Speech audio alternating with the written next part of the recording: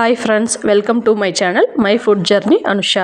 ಇವತ್ತಿನ recipe bread caramel pudding.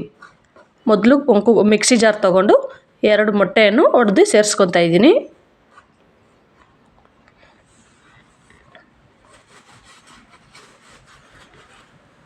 ಇದ್ರ ಜೊತೆಗೇ 2 ಏಲಕ್ಕಿಯನ್ನು ಸೇರಿಸ್ಕೊತಾ ಇದ್ದೀನಿ.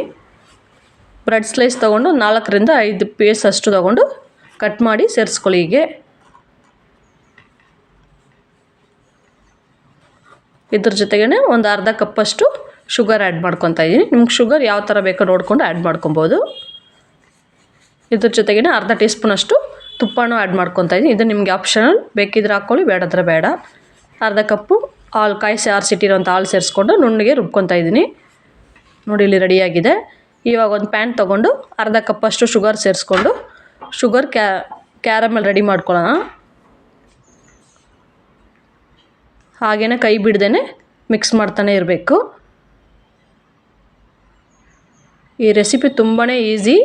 ಒಂದು 15 ನಿಮಿಷ ಒಳಗಡೆ ನಾವು ಮಾಡ್ಕೊಬೋದು. ಮಕ್ಕಳಿಗೆ ಸಡನ್ನಾಗಿ ಸ್ವೀಟ್ ಮಾಡ್ಕೊಳ್ಳೋಕ್ಕೂ ಮತ್ತು ತುಂಬ ಹೆಲ್ತಿನೂ ಕೂಡ. ಇದು ಬ್ರೆಡ್ಡು ಮತ್ತು ಮೊಟ್ಟೆ ಮಾಡೋದ್ರಿಂದ ತುಂಬ ಟೇಸ್ಟ್ ವೈಸ್ ತುಂಬಾ ಚೆನ್ನಾಗಿರುತ್ತೆ. ಮಕ್ಳಿಗೂ ತುಂಬ ಇಷ್ಟ ಆಗುತ್ತೆ. ನೋಡಿ, ಎಲ್ಲ ಮೆಲ್ಟ್ ಆಗ್ತೈತೆ. ಒಂದು 2 ನಿಮಿಷ ಅಷ್ಟು ಹೀಗೇ ಮಿಕ್ಸ್ ಮಾಡ್ತಾಯಿದ್ರೆ ತುಂಬಾ ಕಲರ್ಫುಲ್ ಆದ ಕ್ಯಾರಮಲ್ ರೆಡಿಯಾಗಿದೆ. ನೋಡಿ, ಇಲ್ಲಿ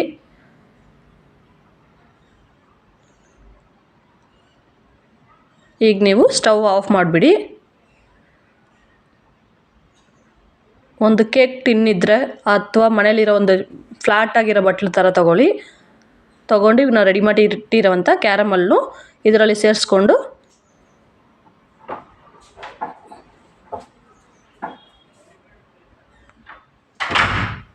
ಹಾಗೆ ಎಲ್ಲ ಕಡೆನೂ ಸ್ಪ್ರೆಡ್ ಮಾಡಿಬಿಡಿ.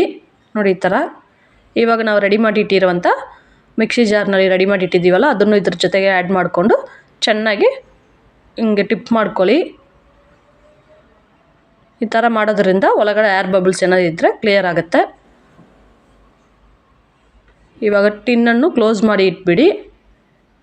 ಇಡ್ಲಿ ಪಾತ್ರೆ ಇದ್ದರೆ ಇಡ್ಲಿ ಪಾತ್ರೆ ತೊಗೊಳ್ಳಿ, ಅಥವಾ ನಿಮ್ಗೆ ತುಂಬ ಗಟ್ಟಿಯಾಗಿರೋ ಪಾತ್ರೆ ಯಾವುದಾದ್ರು ಇದ್ದರೆ ಅದರಲ್ಲಿ ನೀರಿಕ್ಕಿ ಚೆನ್ನಾಗಿ ಕಾಯ್ದಾದ್ಮೇಲೆ ಈ ಬಾಕ್ಸನ್ನು ಒಳಗಡೆ ಇಟ್ಟು ಒಂದು 10 ನಿಮಿಷ ಅಷ್ಟು ಸ್ಲೋ ಫ್ಲೇಮಲ್ಲಿ ಬೇಯೋದಕ್ಕೆ ಬಿಡಿ.